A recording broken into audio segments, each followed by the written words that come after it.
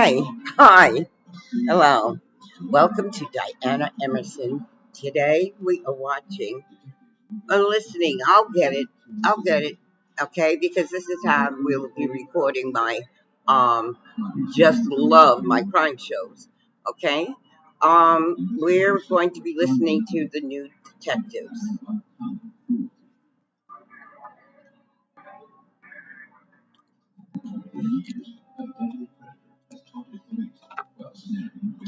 I'm just going to get a little something in my belly.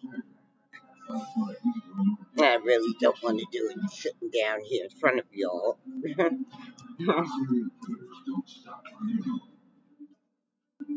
the body count rises, investigators must use all their resources to put an end to their murder by numbers.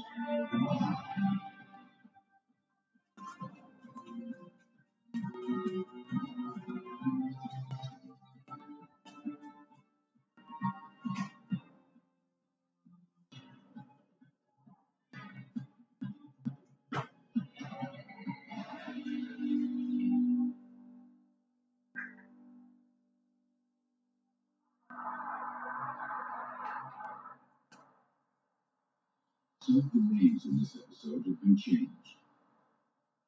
January 12th, 1990 was another beautiful day in San Diego. But Chris Burns wasn't enjoying it. He was growing concerned over the whereabouts of his fiancée. When his roommates came home, Burns asked if they'd seen Tiffany Schultz, who also shared the apartment. Why, I haven't seen her all day. Because her car still. Her car was in the parking lot, and in the several hours that Burns had been home, she hadn't appeared. The other roommates hadn't seen her either. Then they opened the door to a nightmare.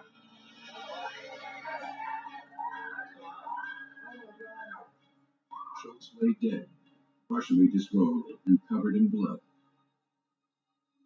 Guys, call the cops! Get somebody here, right? Burns stayed with her while his roommates called police.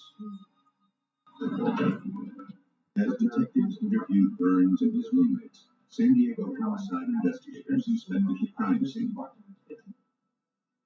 One of the first things they noticed was that the body was posed, with outstretched arms and legs. Bruises indicated that the victim had struggled fiercely for her life. She had been stabbed multiple times in the chest. There was no sign of sexual assault. The answering machine tape was taken to check for suspicious messages. As the technicians continued working, Chris Burns told detectives his story. They noticed his hands and pants were marked with blood. The situation gave Sergeant Ed Petrick of the San Diego Police Homicide Unit grave doubts about Burns.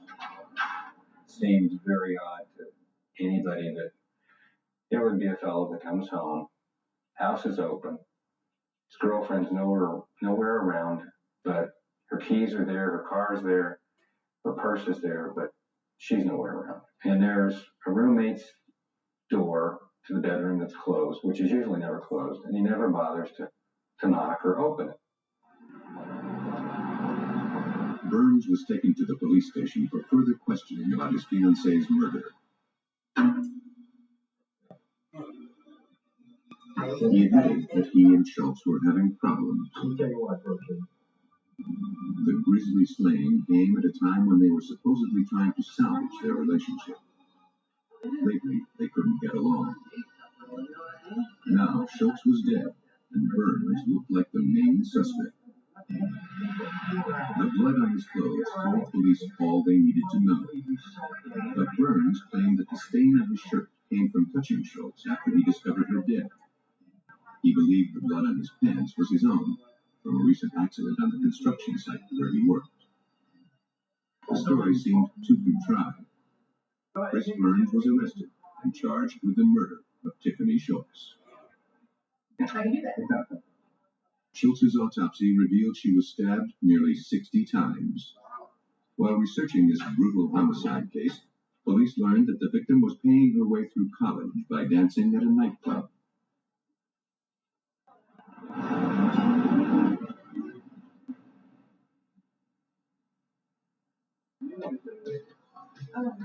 The manager confirmed that Schultz's relationship with Burns was tumultuous. She told police that he didn't want her working there. They often came to blows over it. Their last incident had been recent. Transcripts from the answering machine tape contained an apology from Burns for the hard time he gave his fiancée about her job. But police wondered if he'd lost his temper and his control one last time. Only careful forensic analysis of the evidence could determine if Schultz was the victim of Burns' rage. Burns' shirt and pants were sent to the lab to determine whose blood was on them. To better see the bloodstains, the jeans were turned inside out. When the results were positive, ABO blood typing was performed. The blood on the shirt matched Schultz's AB blood type. But the blood on the pants was type O, Burns' own type. Serologist Larry Turner of the Jackson Police Department Crime Lab performed the analysis. Based on what I found, I was able to determine that the story that Chris Burns had been telling, it was possible that it was true. The blood on his clothing matched him and not that of Tiffany Schultz. And on his T-shirt, where he said he had been down to touch her and possibly gotten some of her blood on the T-shirt, that was correct as well.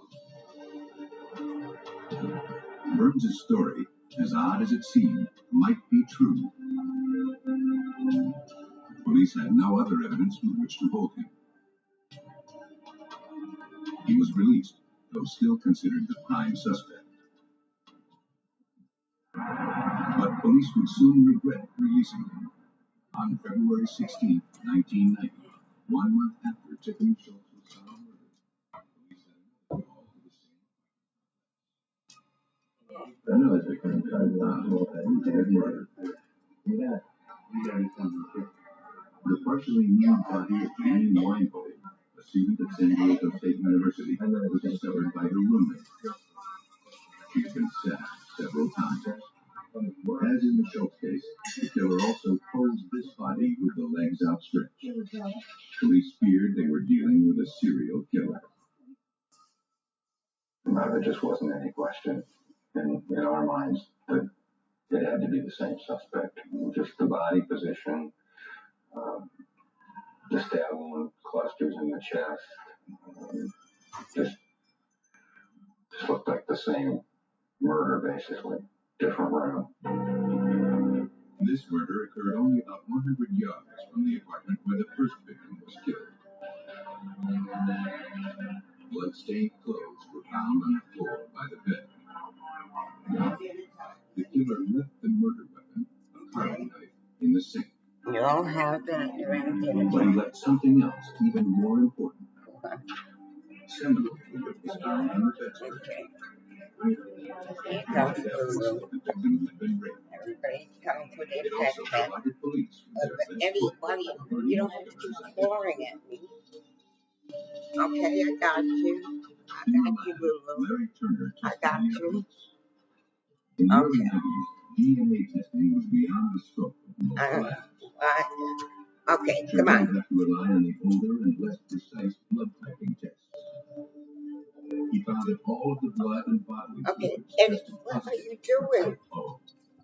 Okay, everybody, this is my meaty The blood Eddie. evidence And test this is my further service suspicion dog, Chris Lou. Burns, the primary suspect, Mm-hmm. who had type We're going O to do blood. some training. We're going to watch To her be certain, train.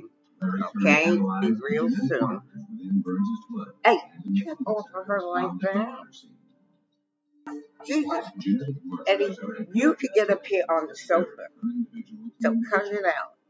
While people may share some Even though same Lulu, laws, yeah, certain she's on the markers are sofa. more I've rare shown you and can guys. be used to make an ID. Mhm. Genetic marker tests are dependable, but not nearly as precise as DNA. Turner found that the genetic markers of the suspect, Chris Burns, didn't match those taken from the second murder scene. That left investigators with 2 murders and no suspect.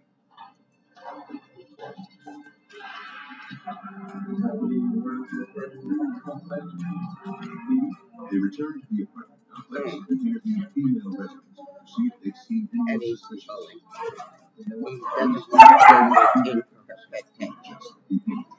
Eddie, stop that. Calm down. Get over here and lay down. 1,000 suspects. Get a bone. Get a toy. From the victim's friends and acquaintances. Yes, I pull on boots here, especially when I get anxious. Police were casting a wide net, trying to find their man She before likes he it, I killed pull her again. ears anyway. When I don't get it. Unfortunately, that didn't happen. On April 3rd, 1990, 2 months after the Weinhold murder, police received an urgent call. Okay. A woman had been found brutally stabbed.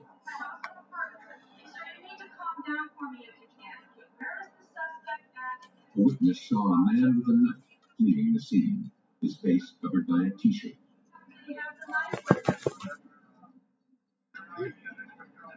What precious.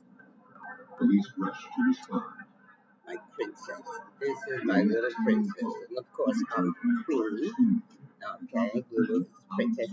Let me remove this, and you can go by. Was it even in? It wasn't even in. I got it. Both of y'all go. Go. Janine Weinhold was killed. Outside, police discovered the knife and the t-shirt held by the killer as in place.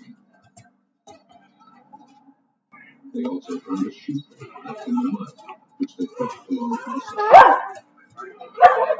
Unfortunately,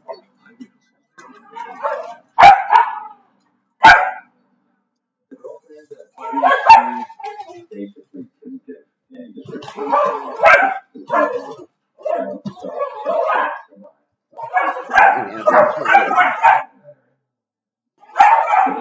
Okay, now. To at least pin down the race of the suspect as being a black man. Now, my turn, huh? Not in the face.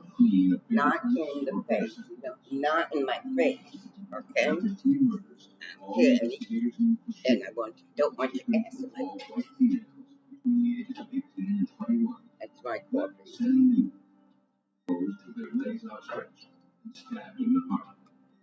Good job. Good job. Yes. Good job. Because the Well, I slayings guess took place in the I'm not area going of San to Diego tell known you, as Claremont, the murderer was dubbed the Claremont Killer, a deadly predator. A serial killer was on the loose. Eddie. Police looked at their list of more than 1,000 suspects, and from those, re-interviewed all of their African American How do you know suspects this again. is my hand? Hundreds of blood and saliva samples involuntarily obtained. While the samples were being tested, the killing continued. On May 22nd, Stop. 1990, You want to ignore on me. murdered in her apartment in Mid-City, San Diego. Now, okay, that's enough. That's enough. Similar to the previous 3 murders.